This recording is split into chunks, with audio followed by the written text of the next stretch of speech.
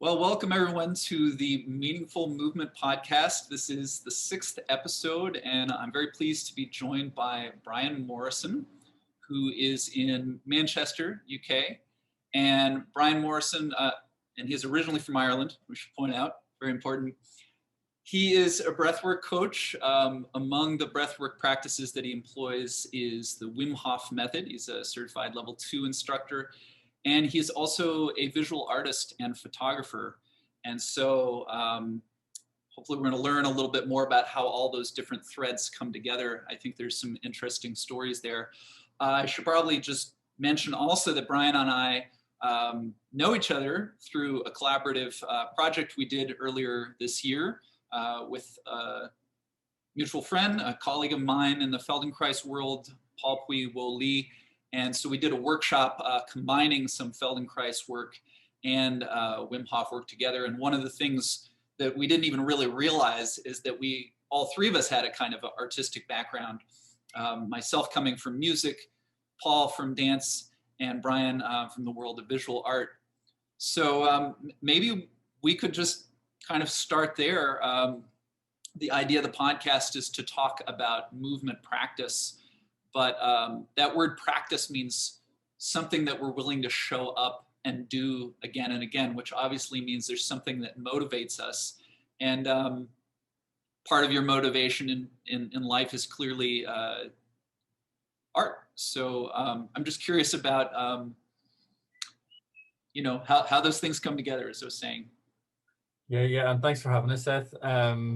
Yeah, what an interesting thing. It's been my life is often quite separate, actually, if I think about the things that I do. And I have my art practice, and whilst it's connected to my breathwork practice and the Wim Hof Method and other kind of movement type things that I do, there is this kind of separation between those two worlds.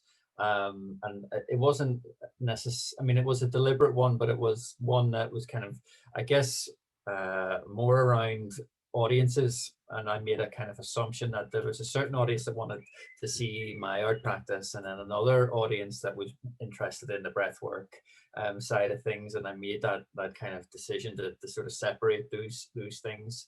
But what's interesting, I suppose, is that my art practice is connected to the things that I'm doing, in the sense that all of the art that I've been making for the last 10 years or so has been specifically connected to the body, to the physical body, and how it exists and how it informs how we behave, down to really the kind of underlying question in my practice is actually around gender.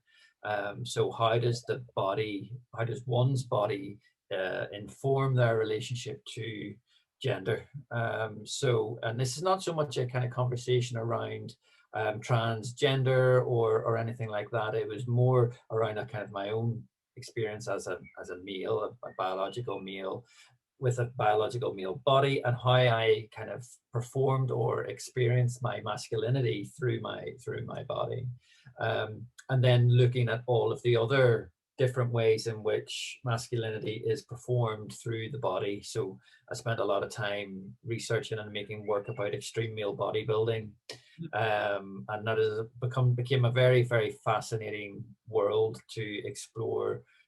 Certainly from a visual perspective, the imagery attached to that world is a very, I suppose, peculiar one. It might be fair to say these are very extreme human beings, and the imagery that often surrounds them is also quite extreme.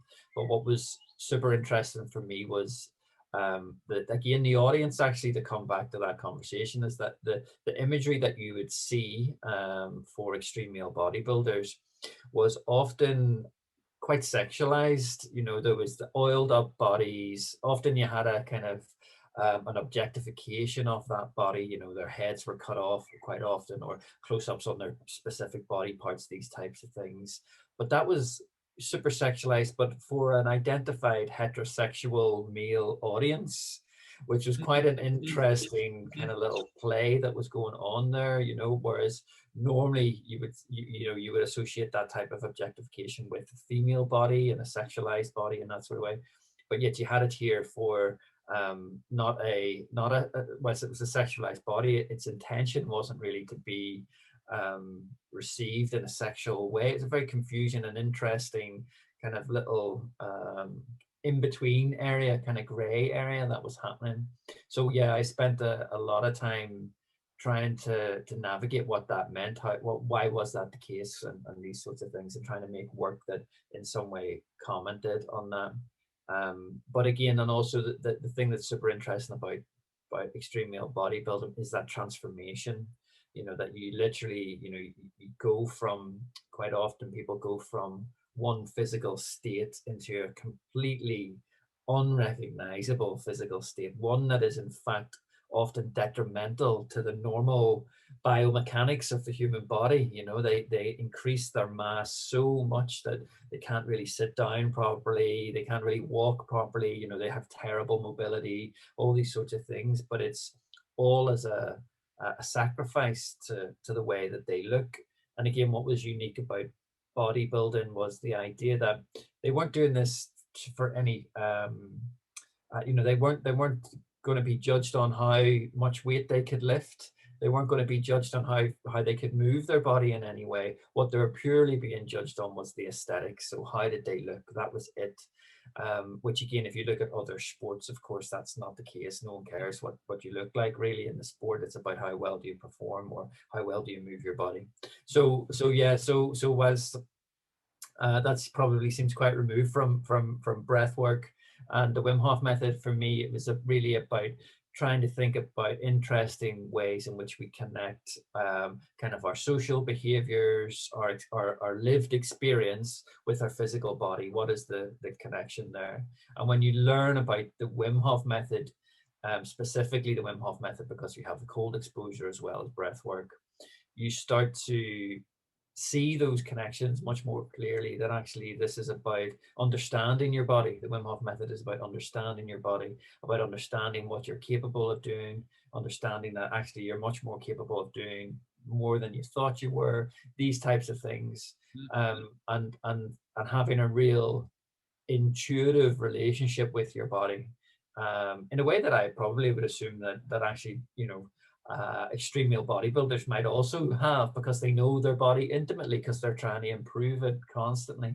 Well, that's what's so interesting so I did read, and people can take a look on your website.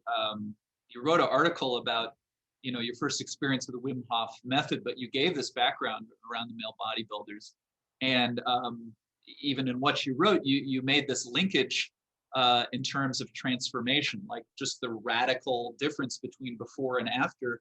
And yet, and I'm pretty sure that these bodybuilders don't use the word extreme. I think you're using it to highlight what you were talking about, that some, have difficulty with sitting down. So they sort of sacrifice some really basic functions that you'd think. So in other words, the transformation might not be, at least from your perspective, a positive one, whereas the Wim Hof transformation, which on the surface looks like, wow, before I looked at that cold water and I thought, hell no, and then I got in and I thought, hell no, and I wanted to get out. But after having a practice, it's like, I'm not afraid of cold water. I can get in there, and I'm resilient. So that's a very kind of a positive transformation. But I know you were on a roll a little bit, but I'm just curious to go back a little bit. You talked about your own experience as a male, heterosexual, but still, I imagine feeling some kind of pressure around an expectation related to appearances. I mean, an extreme male bodybuilder seems like an extreme version of also just the model on the CrossFit ad who looks really ripped and really like there is this idea of, and I can understand how appearance actually could feel transformative, because if you feel really bad about your appearance, which so many people do in this day and age, it's like, I radically changed my appearance to something that appears to be strong and capable, whether that is actually the case in daily life. So I'm just kind of curious, even how you got to the point of looking at this world of extreme male bodybuilders. What were you looking for in terms of where you were at? And I don't know if this goes back to early childhood, or if this, the whole biography or what, but Yeah, no, that's it's an interesting proposition. Well, I had been making work about masculinity for some time, and bodybuilding, and when I use the term extreme, the reason I use that term is because I'm talking about the people who compete at the very highest level, and that often that the word extreme is used in the kind of literature that they are in, Muscle and Fitness magazine, these types of so things. they And even promote an event by calling it extreme. they might not describe themselves as that, but that's the kind of category that they would be in. Yeah. Again, I must point out that there's no kind of criticism here, or at least I'm trying not to put any criticism on anyone that might choose to do that. The work ethic that's required, and I know this firsthand from interviewing bodybuilders, is insane. It's literally your entire life has to be given over to this process. I have nothing but respect for those people. My questions are around, well, why would you choose to do this rather than something else? It's not that there's not that I think that one thing is better than the other. It's not something that personally I would choose. But to answer your question into how I ended up there, I was initially resistant to make work about that, because it felt like quite perhaps an obvious place for someone to go that was interested in masculinity, and I didn't really know how I was going to navigate that, but I eventually kind of caved whenever I started to look at older images of bodybuilders. So primarily from the 70s. So the 70s and 80s is really when things started to change in bodybuilding. It was basically the introduction of steroids, and you had what has been referred to as the mass monsters. So basically when steroids became more available and proteins, powders, and these sorts of things became much more available, everybody started getting bigger and bigger and bigger. And I'm a child of the 80s, so I'm an Arnie fan. I grew up watching Arnold Schwarzenegger, and all of those things and all of those films, watching the, Commando and Predator when I was like, 10, so I was kind of always interested in that body shape. And even if you look at the kids' TV shows, so again, He-Man, I used to watch He-Man all the time, and the figures that they were, those little toy figures they had, the body, it was like ripped, six pack, big chest, muscles out to here, and to save money, the He-Man figures, they just had one mold. So everybody was the same. Every single body that they had, bar one or two characters, had the same ripped body. So no doubt there was some, without doing too much psychoanalysis on myself, there was no doubt some kind of fascination with that body. And also, I do not possess that body. Very much the opposite. I've always been the skinny kid. I've always been very, very lean. I've never really been able to put on weight, this sort of thing. So again, it was a kind of fascination, I guess, from an outsider looking in, trying to understand the choices that people would make. Well, He-Man and Arnold Schwarzenegger, Terminator, and everything, they're also mythical kind of characters that, like, they take care of things. They solve problems. They go out there and, they're not afraid.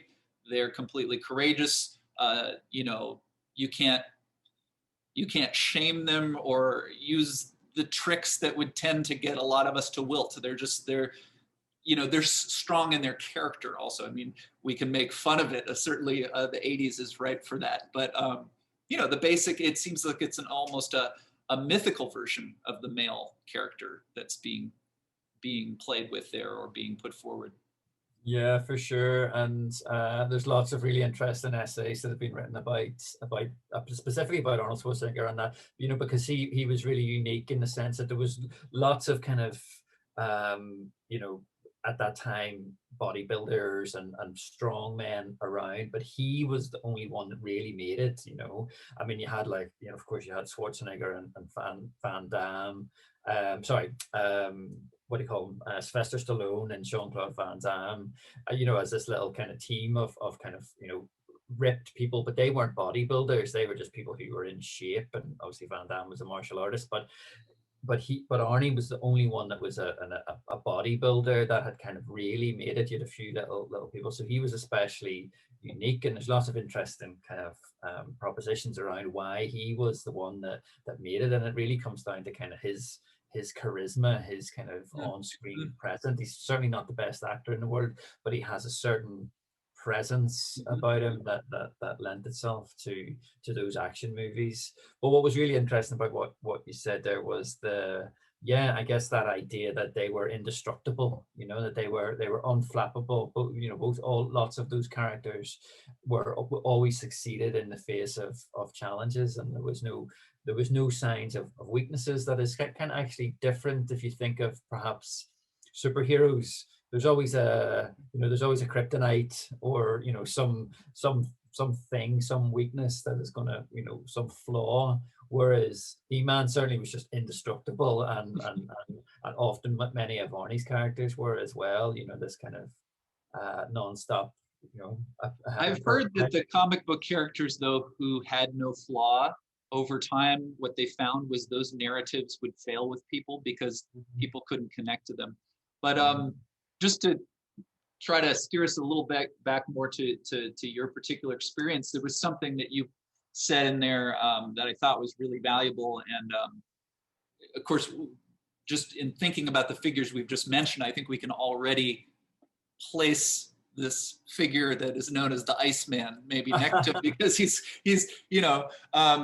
but you mentioned something that I think is really valuable, which is, you said, well, you don't criticize the extreme bodybuilders because their work ethic is so incredible. And it also seems like that's something that Wim Hof brings, and that's something maybe even Schwarzenegger. But then you also distinguished, there's a question of how hard are you willing to work, but there's also a vital question, like, are you putting all that hard work into something that's really, taking you where you want to go? Or is it maybe, you're totally dedicated, but maybe you're not clear that you're also doing yourself some harm on the path that you're on? Yeah, I suppose. I mean, it's a tricky one, really, because who are we to decide what is positive and what is negative? That's really the thing. And whilst we might feel that you should do a certain thing with your life and do a certain thing with your body, then that's not up to us to decide what anyone else might think. And I mean, I think that probably that lots of that kind of work and the things that go into is probably unhealthy regardless. That kind of that type of obsessive commitment to any single thing probably isn't that healthy. It doesn't matter, even if it's eating salad every day, like, I'm gonna commit to eating salad every day. And if you obsess over something like that, regardless of what it is, that becomes a religion, it becomes a ritual, it becomes something that perhaps isn't, I would argue anyway, is not actually that healthy. So it doesn't necessarily matter what it is. Of course, if it's if you're committed to smoking cigarettes, or you're committed to eating salad, of course there's you're going to suffer less perhaps from eating salad, but the mental state attached to that is the same, isn't it? It's the idea that you just have to do this thing for some compulsion. And no doubt that is probably spawned from some previous experience that you've had. Some with bodybuilders, it's often, I mean, we hear this a lot, that it's the skinny kid has decided to make himself big to get the girls or whatever, and that is a stereotype, but it's also quite, you hear it a lot whenever you read these interviews. So quite often these things happen as a result of something negative. You have a negative experience, and then you do something to change your life. And that is exactly what happened with Wim. It's a very well documented story with Wim, and in that his wife took her own life, and left him with 4 kids to kind of to manage, and that was, he just discusses that as being one of the big catalysts for him kind of going off and doing all of his own extreme. And he would certainly use those words, and anyone that has seen the things that he has done would not shy away with the word extreme, because the things that he was doing, certainly in his earlier years, were extreme by anyone's standards, really. And no doubt he absolutely was probably obsessing in a way that wasn't super healthy either. Again, I'm not in a position to comment on all of Wim's experiences, But what it did do was it got him a lot of attention. And with that attention, then gave him the opportunity to share something that he deemed to be incredibly helpful for the human race, globally. Yeah. Yeah. And that's what we're seeing now with the Wim Hof method. Well, he got a lot of attention for those, Guinness records that he holds, for swimming under the ice and running a half marathon in the snow barefoot, this kind of thing, which is, it gets your attention. But as you know, last December was when I personally began a Wim Hof practice, and I've kept it up. I've definitely, had that experience we all have with practice where like some days I'm going to do it again today. But, I've stuck with it. I've stuck with it longer than some other things that I've done. And of course, I already have an ongoing Feldenkrais practice, which goes back 10 years. And actually, a turning point in my Feldenkrais practice, I have to say, was long after I had established that this is my practice, was a point where I said, why is it that I don't get up and do Feldenkrais every single morning? And when I did that, everything changed. It wasn't, so it was about the commitment. It wasn't about, did I pick the right thing or not? But for me with Wim Hof, actually this story about his wife and what happened, and he's left with 4 kids after she jumps out a window. And I feel in my case, he gained my ear and my willing to listen to him because he came to the other side of that terrible trauma. And he kind of said, look, here I am on the other side. I'm sure he's still, feels that and always will, but he put his life back together, which, so for better or worse, for, having a compulsive aspect of part of his history, that he might've been through, understandable. And yet you can say, wow, that's something I would like to do as well. So, in terms of your case, was there something that you're pursuing, like from a young age? I mean, I can relate to what you're saying in terms of like the male image, but it sounds like you were clearer because you identified this as the question that, have you found some of what you've been after through your breathwork practice and also through your artistic expression? Yeah, so the big thing that quite often happens as a visual artist, and I mean, again, I'm working in a world, the visual art world that I work in is not a commercial visual art world, so I'm not making work that I'm trying to sell. And what I'm trying to do is make work that would go into a gallery. So there isn't the same sort of commercial pressures that you might experience with making work. So the work that I'm trying to make is, I don't care if someone wants to put this into their house. In fact, it's very unlikely that any of the work that I make is going to end up in someone's house, but because you kind of have to get to a certain level to make abstract art that before people put that in their house, but what happens is that essentially whenever you start to explore that world of visual art, it's very often about learning a certain language, learning an art language. So learning, and you do this in art school, basically. This is the secrets behind the art world, essentially, Seth, I'm giving you here, is that art school is really about learning a language. Art school is about really learning about how to talk about your ideas, learning how to understand the world, trying to understand your own thoughts about the world, and then putting them into a certain language that is understood by other people who know that language. So you must be able to talk about your work in a very specific way, in a kind of conceptualized way, in a way that also relates back to perhaps a specific theorist, a specific art movement, a specific this, that, and the other. So you spend more than half of your time thinking about the things that you're doing, understanding how to verbalize those, how to write about them, how to kind of process them. And the other side of the time, you're making the stuff. But what was happening to me was that I was spending all of this time learning about masculinity from books or from information, learning about the body, making work about the body in some way, from reading and reading. What I wasn't doing was experiencing. So I wasn't making work by using my body necessarily, or by, I wasn't making work from the perspective of, I've been through the process of becoming an extreme male bodybuilder. That would have been a very different thing. So what is different, or what I learned whenever I discovered breathwork, Wim Hof Method, and some other movement practices that I sort of dabble in, I started to have the experiential component that I had been missing from my art practice. And I'd probably say that I learned more about myself in a few months of experiential practice than I did in 10 years of reading about these things.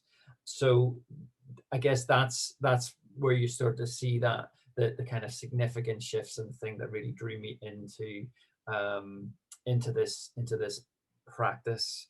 And also, it's probably fair to say that I was very disconnected to my body prior to this. I was extremely unhealthy. I smoked like an absolute chimney. I was smoking like 30 cigarettes a day, and had been basically since I was about 14. I had a terrible diet. I didn't really do any exercise, and so a terrible sleep, full of stress, all the kind of common things now. But I was almost completely disassociated from my body as well. And yet So you already had this interest in the appearance of the body at this point. yeah, Okay. yeah, Yeah. yeah. And again, that was probably due to my own appearance, being very slim, slender, not very typically masculine, feeble, weak, those type of things. Even though I didn't feel that way, but that would have been how perhaps my body might have been perceived. Certainly, if I stood next to Arnold Schwarzenegger, I'm gonna look pretty weedy, right? But yeah. So then just coming into to my body and starting to experience that just was a total game changer for me. I started to learn so much about myself, about my states, about my states of awareness from a physical perspective, but more significantly for me was my states of awareness from an emotional and mental perspective. And I started to realize just how intrinsically connected that those two things are. The body is not this separate entity that exists in the mind. That they're just connected, connected things. So once you start to learn more about your body, you learn more about everything else. Yeah, Feldenkrais had he talked about that. This is a paraphrase, but he said something along the lines of every emotional state is essentially a pattern of muscular contractions. Like if I'm happy, or if I'm sad, but like happy, sad are like these just signposts. Like there's all of the things in between, and each one of us has our own habits and the places we tend to tighten, or the places that tend to let go when we finally feel more relaxed. But that if my mood changes, there's no way that the muscular isn't shifting as well. And you put something in the piece I was referring to before, where I think you made a comparison between discovering this experiential, embodied kind of engagement with just the fact of, or the other way you put it is getting out of your head. And it seems like there's a connection there with the dialogue that unfolds from artistic expression, because unless maybe you're some intensely political artist who like writes out exactly what the politics of this piece of art really is, it's like you're presenting images, you're presenting I know that a lot of your work, at least what I learned about, is like installations, where people would be not only looking at the images, but the way they were placed in the room, so they're having an experience. But it's even though, as you say, there's a language and they can learn to talk about it, the actual experience is more visceral. It's not so much like something you can put into words. So I can see how getting more into that wordless place in your body might have given you a new perspective on starting those kinds of discussions through your art. Yeah, that's really interesting to say that, Seth, because the kind of last haven't actually been practicing as an artist for a while, for at least probably 6-8 months. The pandemic on other things, and on pandemic and different things, but just in terms of my time. But the last thing that I did, which was the kind of was one of the things that I was doing whilst I was becoming or kind of diving into the world of breathwork and the Wim Hof method, was that I was making sculptural objects that were designed to be touched. So quite often, if you go into an art gallery, you're not supposed to touch the artwork. So I was making these sort of amorphous, so it's kind of not having a specific structured shape. These objects that were sort of molds of my own body, but you wouldn't have been able to tell they were a body. They were just like these kind of blobs, if you like. But the idea was that you would break down that barrier, and you allow someone to have an experience of touching the object and engaging some other senses other than our eyes. And no doubt that was as a result of me having these more experiential practices outside of making art that has sort of found its way back into the practice. And I know that when I go back to spending some more time being an art maker, that there's going to be, everything's going to change. In fact, I know for certain that I'm not going back to making art the way that I once did. Basically everything has changed for me over the last 12, 18 months. And I'm still trying to work out what that is exactly, really, and that'll take a bit of time. But the process of being creative will be much more embodied. I'm certain about that. Yeah. Well, it strikes me, and I know that Wim Hof Method has experienced this huge surge in popularity during the pandemic, which is understandable since COVID is directly related to the respiratory system, and the whole message of, look, you can be more resilient, you can even fight off, germs in your body more effectively. All of those things, it makes a lot of sense. But in terms of what you're talking about, for those who have been lucky enough not to be personally touched by COVID or have someone very close who got very sick or lost their life, we've all experienced this separation where touch has largely been taken away, which I can only imagine that you must have thought about. And also, I just wanted to come a little bit into more of the particulars of the practice, just in so much as you've been speaking to some of the questions of emotion in the body and these things. But as a teacher, this has also been something that you've emphasized is helping people to process emotions. So could you maybe say a little bit about that, how the breath practice or the practice of learning to withstand or even enjoy the cold is related to that? Sure. Yeah. I mean, I think if I was forced to pin down my kind of, my genre of the Wim Hof method, what I do, or what I'm interested in, or what I think is important, it's using this from a therapeutic approach. That it's not. I'm much less interested in using this as any form of kind of performance enhancement, although it does do that. Of course, you improve your respiratory system, you improve your CO2 tolerance, you improve your resilience, your muscle mass can improve by using the cold and hot exposure.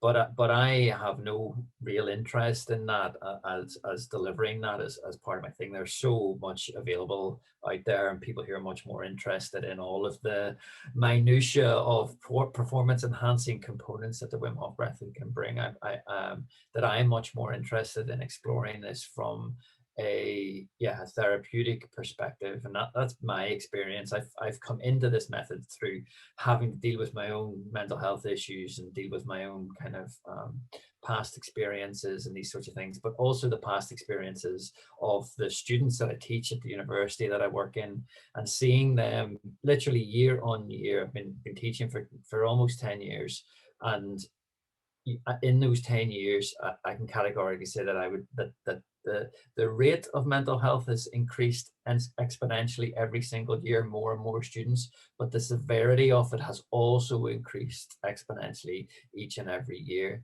And it's quite a helpless situation as an academic member of staff, because you're basically actively encouraged to not support them in that way. Now, what I mean by that is that we're not qualified, we're not like psychotherapists, these sorts of things. So all we're able to do is kind of, obviously we can be there for them, for someone to talk to, but we can't really get into anything with them. We just have to say, look, there's this support available, go over there, speak to the qualified people. And of course I understand the reasons for that. You can do damage and by saying the wrong things, all that sort of stuff. But it does make you feel incredibly helpless that you can't even just offer some little sort of things that they can try to calm themselves down, or these sorts of things. So whenever I discovered just how effective breath work, cold exposure, and just kind of having a new relationship with your body and mind can be at managing what we now describe as anxiety disorders, or general stress, these sorts of things that cause all of these anxiety issues within all people. But I was seeing it with young people, to discover that it suddenly became, well, this is something really straightforward that I could offer these people, that there are some very simple techniques that would just give people an insight into the strength and the power that comes through breath work, that comes through cold exposure, and the things that can change in our bodies, in our minds, when we start to implement some of these things. And I would say that that's one of the reasons why we're seeing such a massive insurgence of breathwork practices, embodiment practices, cold exposure being an embodied practice, obviously, because the current traditional methods of dealing with health anxiety, mental health issues is not working. There's no question about that we have been looking at a medicated kind of approach, a pharmaceutical approach that has not brought the numbers down at all. In fact, the numbers have steadily increased. So it's not just a personal experience. You can look at the statistics, you can look at the literature.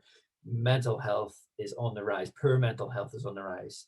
Mental illness, which is obviously a significantly more severe aspect of mental health, is also on the rise. And there's never been more pharmaceutical drugs available to people. So that proves that whatever is happening is not working.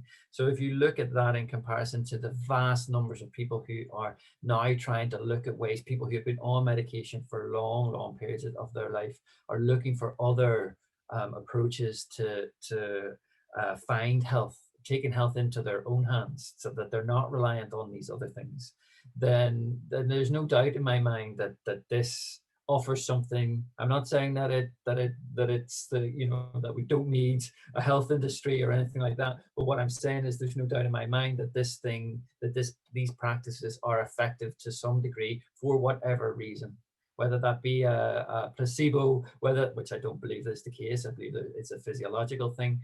But even the placebo effect works itself. We know this to be true also, that placebo, we don't know why it works, but we know that it works. So it almost doesn't matter what the technique is. It doesn't matter whether it's a Wim Hof Method, Buteyko, or transformational breath, or Feldenkrais, or whatever. If you start doing something and it changes how you feel, it makes you healthier, you're able to manage things in a way that you weren't, then you need to keep doing that and keep finding that practice. And were it not for the probably in the millions now of numbers of people that are speaking out about their experiences, their changes, their kind of, whilst they're anecdotal, the vast numbers of them are kind of turning more and more people on to these practices, to just see that they can actually take control of their health, they can take control of these things, and that they don't necessarily need some external pill to put into their body to change how they feel. Yeah, that's an essential thing, though, what you talked about. I agree, even though part of my training in the Feldenkrais method sometimes felt like a training in why my practice is the best practice, right? Maybe we all experienced that if we're like you and I, trained in a particular practice that we can go on to offer others. And of course, you know, there's the aspect of, if it's your income, you need to make a sale and you need to convince people that this is worth their money. And so, of course, you don't want to say your practice is no good.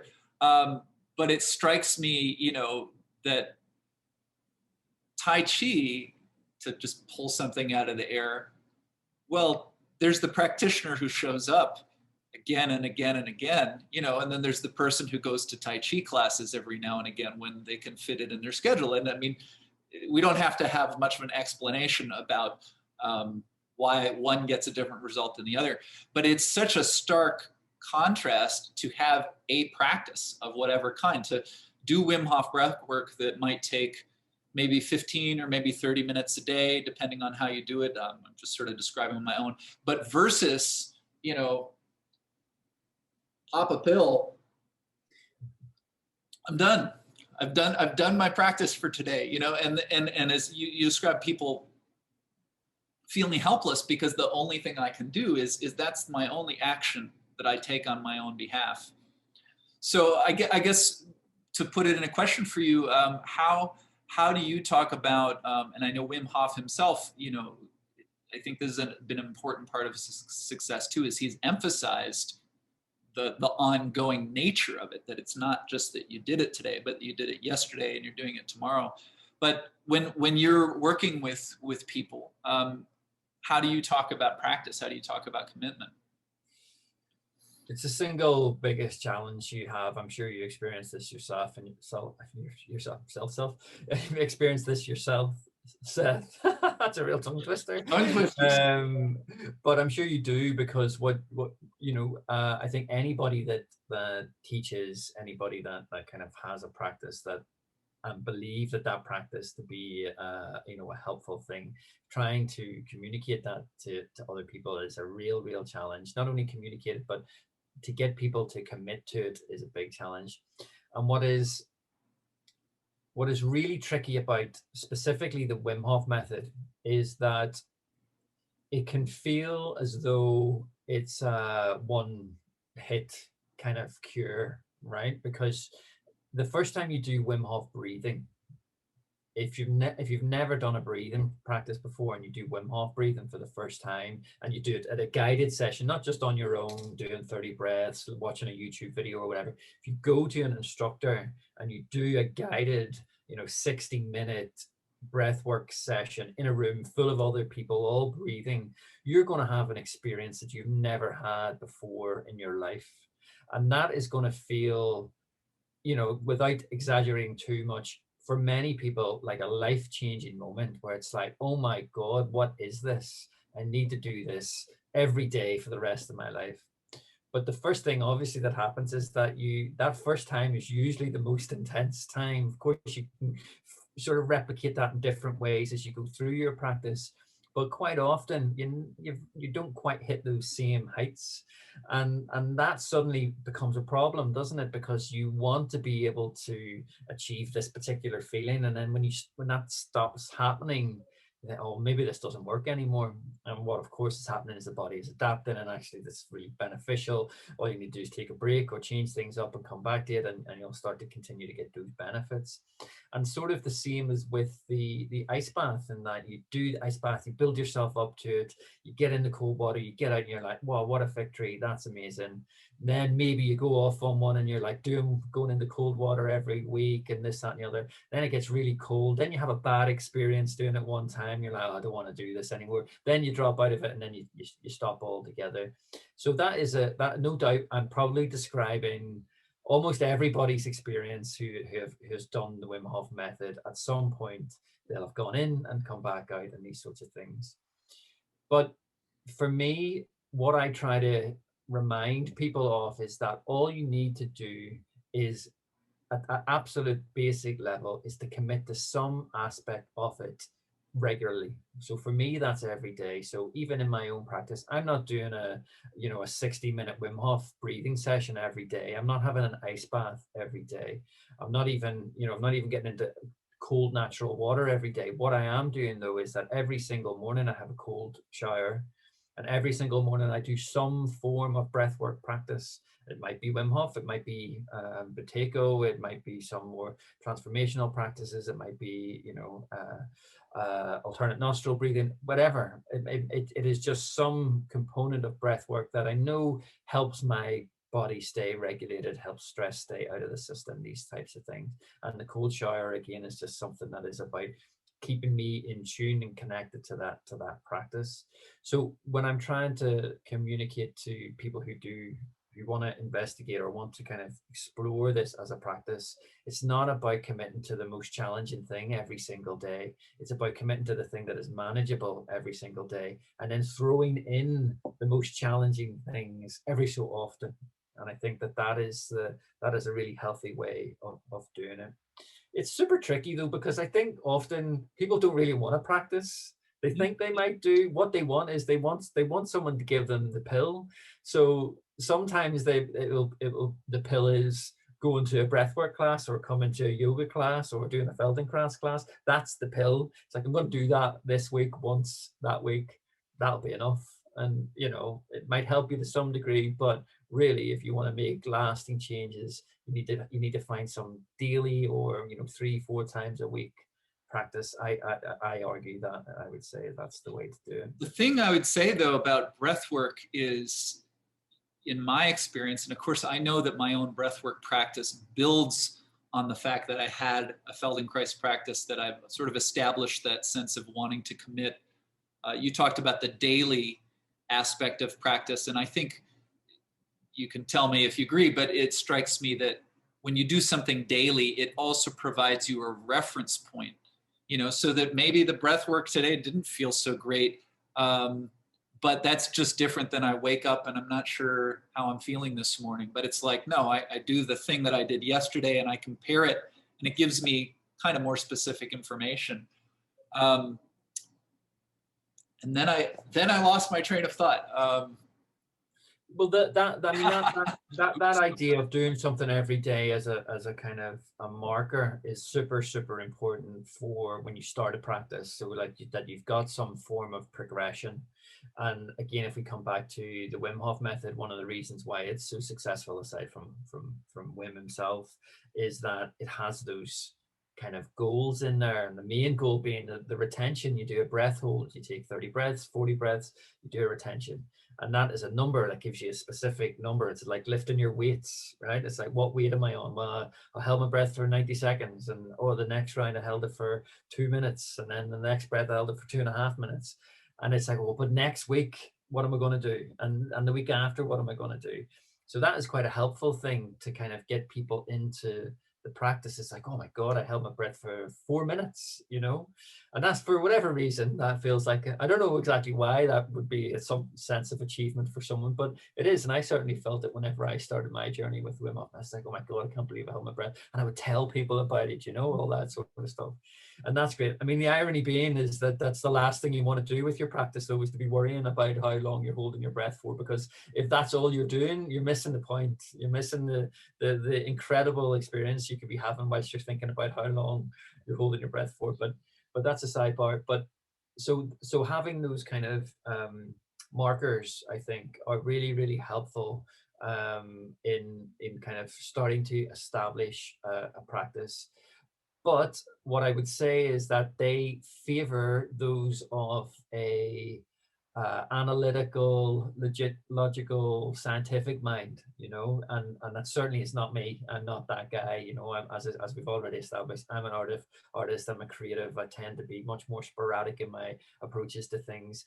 The idea of keeping a log of my practice every day really does not excite me in any way. And I have done it in the past. But it's very difficult for me to maintain that type of practice. What I want to do every morning is I want to wake up and I want to look forward to seeing what I'm going to do, because it might, if I wake up and I'm like, I have to do this particular thing today, then I start to kind of lose a little bit of, I'm likely just to not do it then if I've got to do a certain thing. But again, we can decide on what is important, because discipline is also a really amazing tool to learn and to explore and to experience. And certainly whenever I started my Wim Hof journey, 2 years, every single day, no matter what, I did at least half an hour of Wim Hof breathing every single day. There were no exceptions whatsoever. And it was only actually after I became an instructor where I allowed that to lapse, where I allowed myself to explore other breathing techniques, to explore other things that I could do first thing in the morning.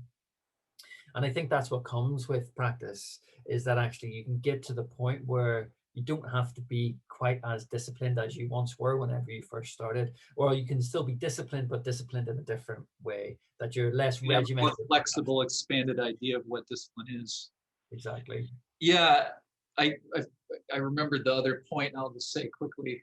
Maybe we'll just leave it. But compared to Feldenkrais, the thing about Wim Hof, or many breathwork practices, really is, I think there's a potential that if you come to class and have that first experience, which is maybe dramatic, and I'm sure it's true that without the instructor, you might not have the same experience. And yet the basic sort of, I wouldn't use this word in Feldenkrais, but I think with the Wim Hof practice, you can almost call it a protocol. I mean, there is, 30 breaths, then there's the breath hold, and there's, that is easy enough compared to what I teach people in an hour of a Feldenkrais class. If I say, now go do that on your own, a lot of people be like, well, can I listen to a recording of the class? And I mean, that's a good way to start. I do think Feldenkrais can be developed by someone even who's not a practitioner, where you begin to understand how what we do in class can be woven into your day. But I think that takes some time to get to.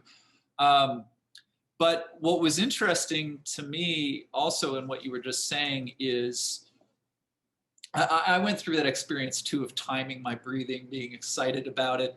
And in fact, I still periodically will time, especially if I feel like, my gosh, I think I'm holding it longer than I have, and I get curious. And obviously, if I hold my breath 2 minutes and later for 3 minutes, something's happened.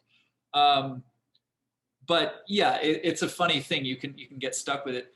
But for the person who has more of an artistic, background or artistic interest in life, I agree with you. I hate, I'm going to write down what I did or even journaling every day about today during breath work, I felt this, but then the question becomes, well, how do you measure your practice? If numbers and statistics and tick marks on the wall don't work for you, if you're a creative person, how do you sort of plot whether what you're doing is taking you in the direction you want to go?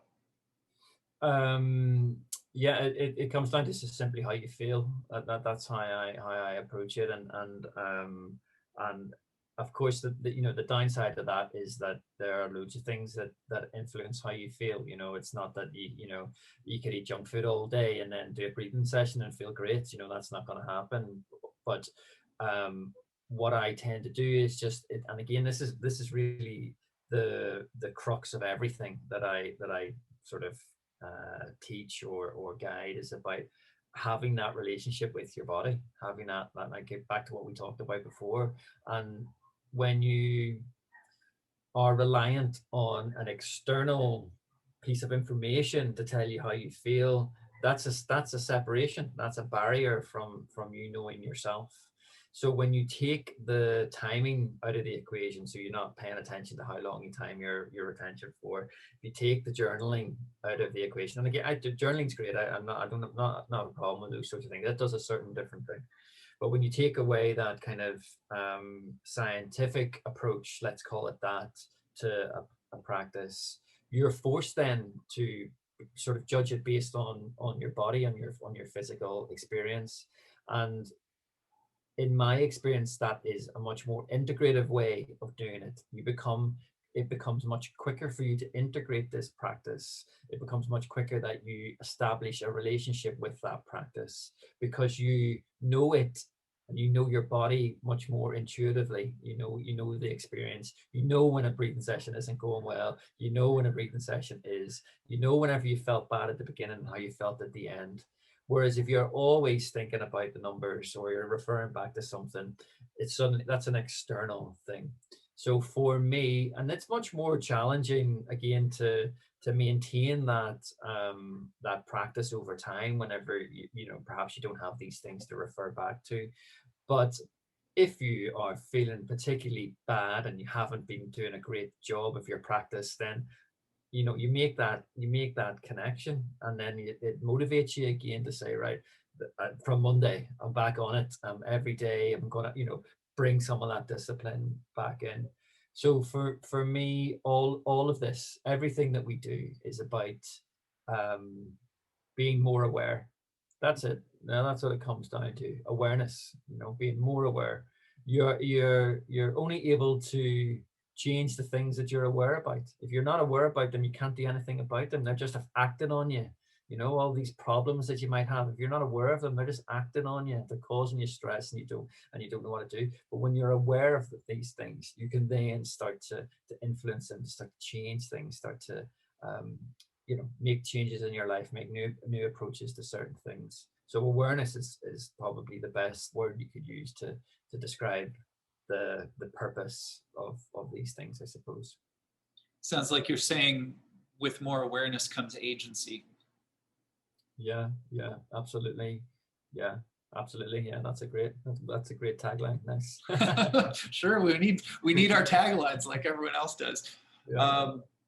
Yeah, I mean, if you go, and it's funny around Wim Hof, he certainly made a point of, you know, pointing to studies that have been done and things. And then, you know, there are people out there, you even referred to this when you talked about going to your first workshop and seeing Wim Hof, and you talked about him as being motivational, and you said, I think in parentheses, and I could also see how he could be a target for skeptics, because he has this way of talking where he will mention science, but he's also he's like, you know, gesturing, and his voice is getting really excited, and so there's sort of this mixture.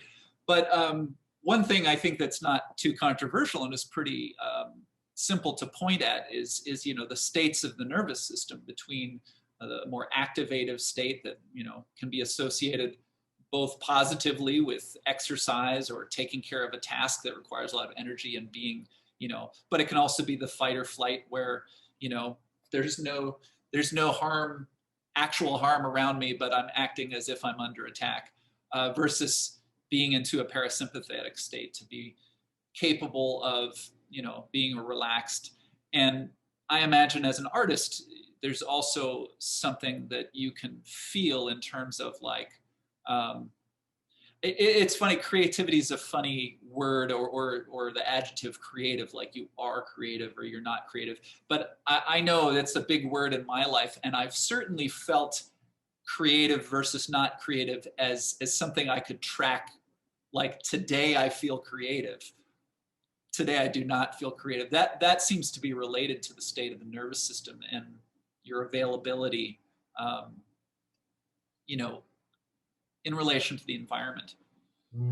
Yeah, I mean, there's lots of people that believe that our only purpose in life is to be creative, like that you know, there's lots of philosophical discussions around that actually everything we should do should lead towards us being creative in some way. And that doesn't necessarily mean being a visual artist. It could be, Sure. you know, how you do the dishes, you know, or you know, it could be literally how, by approaching your life from a perspective of creation.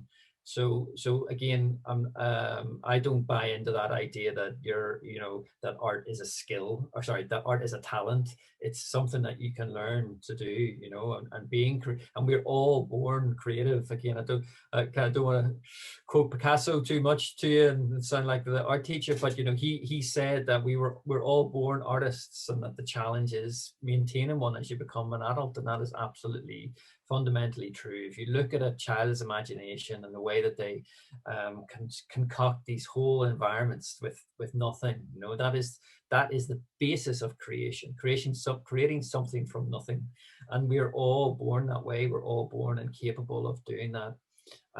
So it's an interesting proposition to think about. Well, where does creativity exist within the body? Is there a relationship to our nervous states, for example? And there is.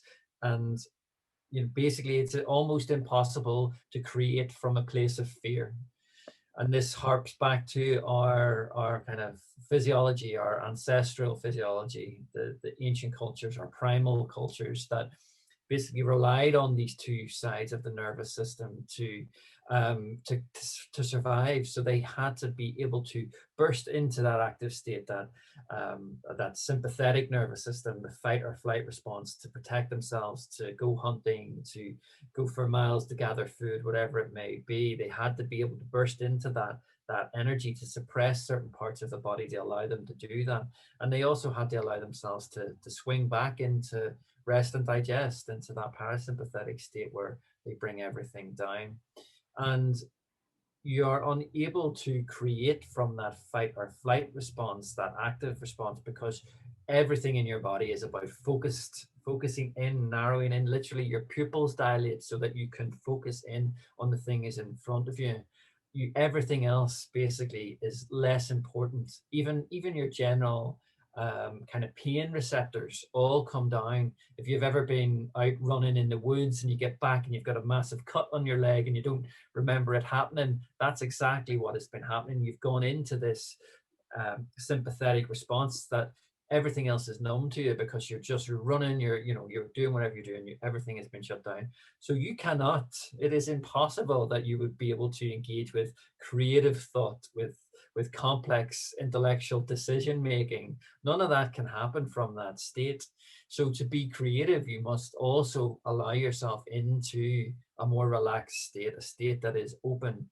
And we also have seen this in the way in which brain waves are being measured now. So, we now have the ability to measure the kind of waves, the signals that are being produced by the brain. And there are certain brainwave states that allow us to be in a more creative place, and others that don't. And of course, all these different brainwave states in between.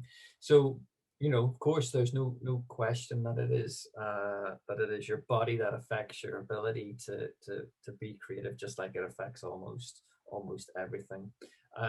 So yeah, I find that a fascinating proposition. Not something that I had thought about really. Was about how do you optimize the body for creativity. That's a really interesting thing that I'm going to explore more in more detail, I think. Well, you mentioned, and I think it's true, a lot of people get stuck on the word creativity. And, I think someone like me who's identified with creativity for a long time, I also need to be a little more careful sometimes with how I use the word. It really is a word that can just be it's like the word love or something. Like, what do you mean? You love chocolate chip cookies, or you love, the love of your life? I mean, there's a lot of things that it could mean. But your example of, creatively washing the dishes, it strikes me that, do I need to be creative with how I wash the dishes? Like, I need to get the dishes done. But at the same time, if there's no creativity in it, it might just be drudgery, right? And then more and more of my life can turn into drudgery. But if I can take a necessary task, like I might rather be outside in the sun than doing these dishes, but the fact is my sink is full of dishes, access to some other framework for the activity I'm engaged in, where I can somehow change the context, and not just be like, all right, now I'm done with the dishes, but that was so god awful that now I just want to like lie down in bed or something, like that. I'm done. I did this. So if I can, I want to pull in something you and I were talking about a little bit before we actually hit record here. But and you are creative as an artist. So what's different about creatively washing the dishes versus putting on an exhibition is no one's watching me wash the dishes, at least not most of the time. But presumably, when you have an exhibition and you're putting images related to your body, as you described before, things that people can touch, it's also a kind of an offering. And in a different way, when you're working with students as a breathwork teacher, you're offering something. So anyway, I guess what I'm pointing to is how maybe what you're offering through the body is something. Oh, well, the phrase that I was looking for is, we talked about how today a lot of people see that the world is in a kind of a meaning crisis. And yet it seems like, if I go see this art exhibit, which doesn't tell me what to think, but it definitely changes the context, even from just what I was feeling when I was on the street walking to the exhibition hall, and I walk inside and it's like, oh, okay, I'm in a different context for meaning here. I'm in a different, so I'm just curious, again, I'm having trouble congealing the question, but about that sense that a practice as a teacher or as an artist who gives something open-ended to the person, maybe doesn't come with a practice, but so, well, yeah, I'll say, well, what you're saying is really interesting, so I'll just respond to that in whatever way I can. I mean, what was coming to me when you were talking about the kind of reception of art or breathwork practice or whatever, or anything really that you engage with, a reception from an audience, is something that you think about a lot, because you're public servant in that way, that you're giving people a service, whether it be an art experience or anything else. And Werner Herzog, the German filmmaker, always had a great quote about the fact that his films weren't finished until they were screened. So he needed the audience to complete the cycle. So that was, the film wasn't complete, And I mean, maybe it's that kind of philosophical question about if a tree falls in the woods and there's no one around, does it make a sound? It's that same sort of thing. Is that if no one is experiencing this thing, does it really happen? And that is an interesting kind of relationship between art and breathwork, let's say, because we're inviting people into an experience. We're not telling them that this is what you should experience, this is what you should learn from this is what you should do. It's actually, here are some parameters for you to sit in, and whenever you experience, that will be your unique experience based on your physical makeup, based on your knowledge, based on your life experiences. You will experience something that is somewhat unique to you. So I think, whilst as an artist and as a breathwork practitioner, you have to be attuned to some certain kind of parameters, that based around behavior, based around physiology, based around certain things. Like we have there's a certain level of habits that humans have that we can tap into, I mean, some psychology that we can tap into, and some physiology that we can tap into. But really, what the link there for me is really very much about interpretation. That whilst I can play around with these things that we know that people do or people experience, really it's about leaving it open to interpretation. At the end of breathwork sessions, people always ask me the same sorts of questions, which are, oh, I had this feeling, what does that mean? I seen this thing, what does that mean?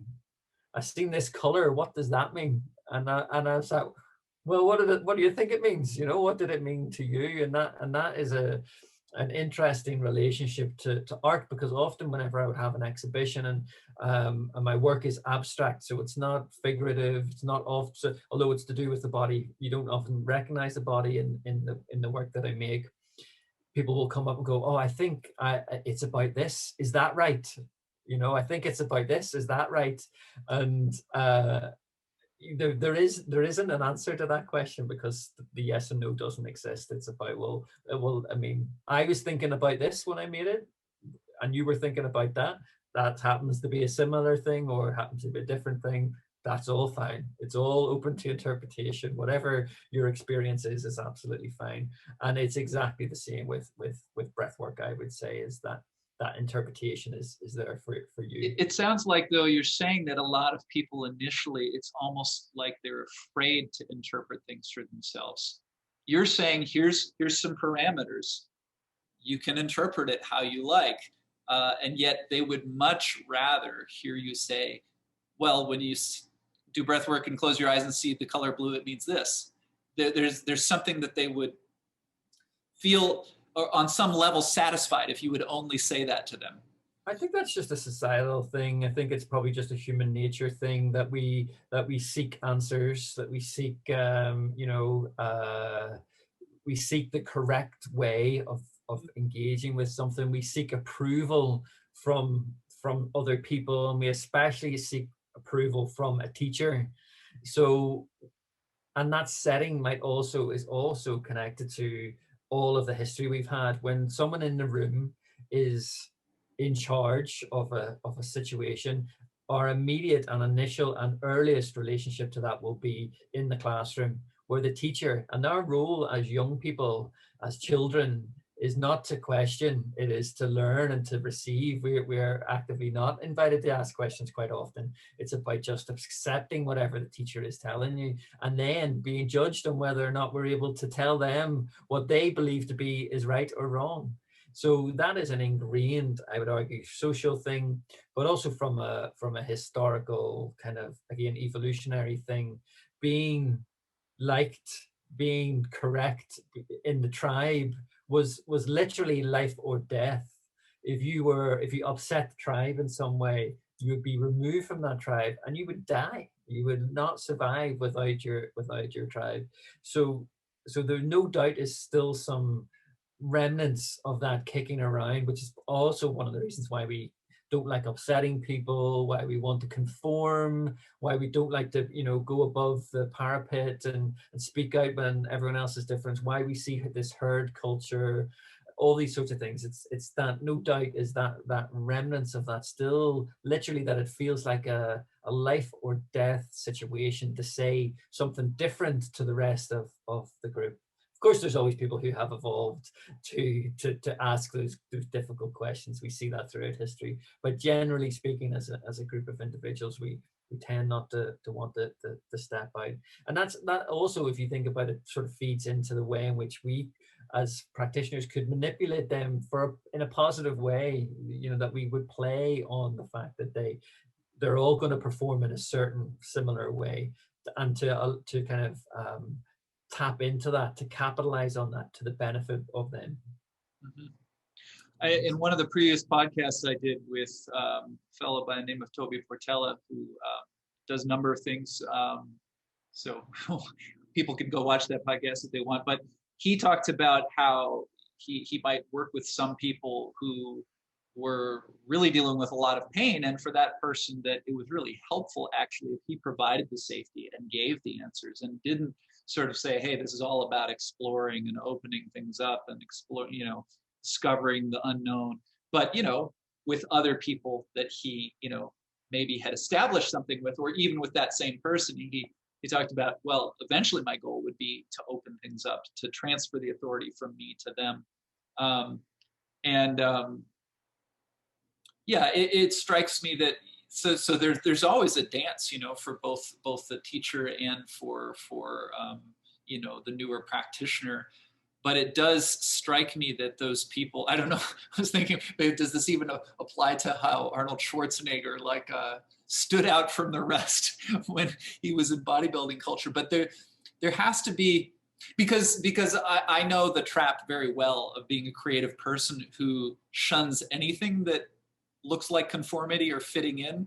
And that's a very quick way to get yourself in the situation you talked about, where you're just cut off from everything. We definitely need a mix of, being able to perform the signals that other people will recognize, so that we can be accepted, so that we can have connection. And yet, if we're so dependent on those connections such that we're going to, in a more negative sense, conform our bodies, conform our behavior to a mold that doesn't really fit us, then we have a different kind of a problem. Yeah, for sure. And I think that being able to recognize how to be adaptable and recognize in other people what you need to do to be in their tribe is a fundamentally important component of teaching. That I pride myself on my ability to understand what people need. I'm not the I'm not the academic that has all of the long list of papers that they've written or books that they've published. That's not my vibe. My vibe is to understand what these people in front of me need, and I've spent my life being good at that. And that is not necessarily from a kind of a place of choice. This is in part growing up in a very hostile environment, in a country basically at civil war, where your religion would get you into serious difficulty. So learning how to become somewhat of a chameleon, and to adapt and to read people, to read signals, to see things.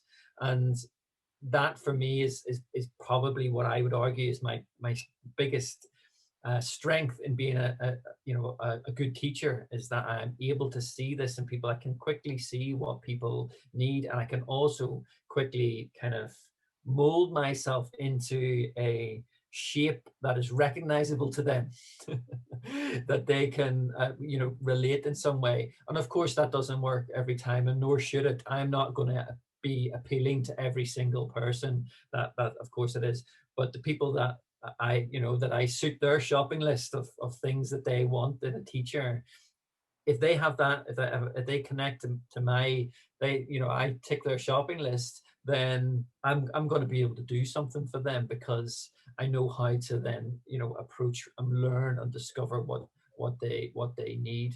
So that ability to be adaptive, whilst of course as it can be a problematic thing, as a teacher is vital, absolutely vital, I would say, in my opinion.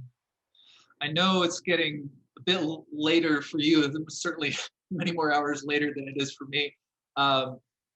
There's a couple other questions I'd love to ask if you're up for it, but maybe first, I do just want to say though that I love the image of a chameleon as maybe a new picture of what health could be. That's fantastic. But maybe just before we do anything else, we could let people know if they would want to experience breathwork with you or find out more about your artistic activities. Where can they go to find you online? Sure. So for any breath work or Wim Hof related stuff, you can find me on Instagram at Breathing Project. And the website for that is thebreathingproject.org or .com, but .org for now, I will say, because I'm just in the process of updating that. So thebreathingproject.org or Breathing Project for Instagram. And then my art practice is just my name, which is Brian J. Morrison.co.uk. You can see some stuff on there. I also have an Instagram for that, which is at Brian J. Morrison, I think. I can't remember what it is anymore, but yeah. And you're currently offering breathwork sessions online? Yeah, that's right. I run regular sessions. I have two weekly sessions, one on a Wednesday morning, tomorrow morning would be for me, and on a Saturday morning as well. So these are kind of slight two different sessions. One that is an early morning, 7 a.m. UK time, just kind of wake up, energizing breathwork session.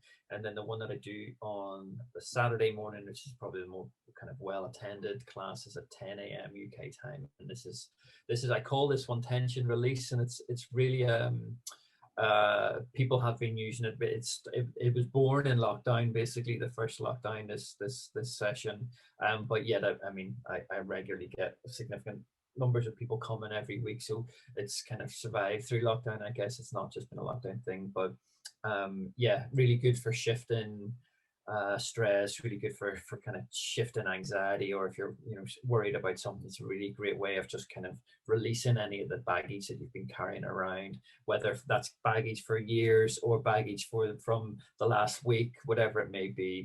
There's something that happens in the process of this particular breathing pattern, the way that I guide you through it, that seems to really help people release things and find a sense of peace or calmness, those sorts of things. And you told me before that you periodically do a longer course, like an 8-week course, to give a broader overview of different kind of breathwork practices. Imagine you work with individual one-on-one kind of people, and then maybe not currently with the global situation, but you also do in-person workshops where you're guiding people into the ice and whatnot. Is that It's also Yeah, so they're all just opening up now in the UK. So yeah, I did my first live group breathwork session on Friday just past there, which was weird actually. It was quite strange to be in person. after all that time, huh?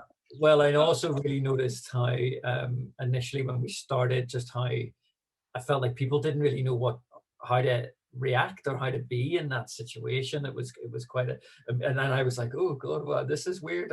But I didn't say that. I was just thinking it. Sure. So then I was like, okay, let's everyone just lie down. Let's lie down. So push through it, and then but obviously by the end, I think once we'd done the breathing session, and obviously quite a lot happens in a breathing session, but I couldn't get rid of them at the end. They always were just staying around chatting, and it was beautiful. It was really, really lovely.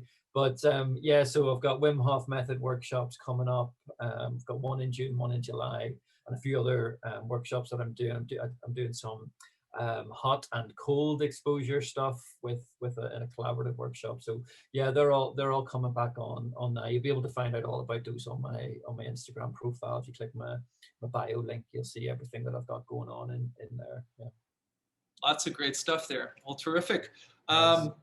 Well, I'll throw something out and see if you want to, any final words from you. But it's definitely been a pleasure, and I've learned a lot just about, like I said, chameleon. I'm putting that in my back pocket. That's one thing. But really enjoyed this conversation. Would love to take it further at some point.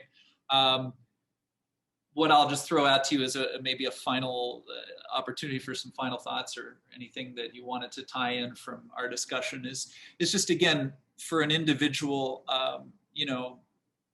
dealing with this complex world that we're in at this point and looking to develop a personal practice. What are some of the biggest lessons that you've learned, or maybe just drawing on your own personal practice? Anything else that you might want to share? It's a really good question. I think we touched on it in part. But the thing about that question, Seth, is that there is no one answer. I think that ultimately what the answer to that question is, it depends. And I know that's not a very helpful answer for people. And I think this is part of the problem with this world, is that everybody wants to tell you that they have the one answer that is for you, and it's not true. That it might be that their answer works for you, but it might also not work for you. And just like what I do whenever I say, well, this will help you, and it will, but only if you can make it help you, and if you can't, then it won't help you. And that's what it comes down to. So I suppose that I think some of the fundamental things is that, yes, you must find some form of discipline to be able to kind of find a practice. If you don't have any discipline in your life, then you're not going to be able to find practice, because you must do something regularly. That's what it comes down to. So I think tips is about, well, what do you need to do to allow discipline into your life? What is required? So for me, whenever I first started, I needed help. I needed someone to lean on me, to say, right, come on, what have you done this week? Or, I needed that motivator. I needed someone and I still quite often I do when it comes to things that I don't enjoy as much, which, I do a lot of, do a lot of boxing, which I really love, but I don't really love lifting weights or just general boring exercise. I don't really love doing that. I like to be doing something that revolves in coordination. So when I have to do those other types of exercise, which are also really important, you can't just do boxing all the time. But I need someone to be like, leaning on me to give me that little bit of motivation. So anyway, that would be something. If that's what you need, if you need someone to be leaning on you, then find that. Or if you are like, the notebook guy, then do that. Set yourself, if you're the challenge guy, set yourself a challenge. They talk about 3 weeks, 21 days is supposed to be this habit building period of time, that if you can embed something every single day at the same time for 21 days, that becomes a habit, and it is much more likely that you will continue that habit on in the future. So what I would say is that try and find whatever is necessary for you to create that habit. So if that is You need someone to lean on you. You need someone to be checking in on you. You know, you need someone to be watching if you're doing it right. You need someone to ask questions for you. Or likewise, could be the opposite. You don't want anyone to help you. You just got to do it yourself. That's fine. Find the thing that is going to help you embed discipline into your life. And then the flip side of that is you got to make it fun. If it's not fun, you're not going to do it. No chance. You got to find some aspect of fun in this, or at least enjoyment. And that goes back to what I'm saying with boxing. It's not that I love fighting people. What I love is moving my body in a very kind of organized way. And that also, the benefit of boxing is you get to punch bags and get energy out that way, and I really enjoy that. That's one of the reasons why I've stayed at that, as opposed to lots of the other things that I dip into from time to time, is that I enjoy it significantly. So you've got to try and find a way to enjoy these things. It can't be just, you're a martyr and it's like every day I've got to put myself through the pain of a cold shower and breathing techniques, and you're crying at the end of it. That's not going to last. It's like diets. Diets don't work because no one wants to do it. You've got to find the things that you enjoy. Just cutting out food doesn't work, or only eating celery doesn't work because you don't enjoy it. So I think those are the two things. Find a way to find some discipline and find a way to enjoy it. That would probably be my takeaways. And again, the technique, the method, the specifics of what you're doing, that will be dependent on you. What you care about. What is fun to you will not be fun to someone else. What is important to you will not be important to someone else. How you find discipline will be different to each and every person. So yeah, those are my two things. Fantastic. I think that's really good advice. So listen to Brian. All right. Well, be terrific to do this again. And but thanks for taking the time today. Really appreciate this. The information you were giving about your classes, we're going to make sure that's below the video for people to check it out. So please do, if you're listening and you enjoyed this, please do connect with Brian, and enjoy the rest of your day, man. Cheers, man. Thank you so much. And yeah, I really, really appreciate that. That was such a different conversation than I normally have about this sort of stuff. So yeah, I appreciate your approach to it. Really good. Nice one, man. Thank you. It was a lot of fun. We'll do it again.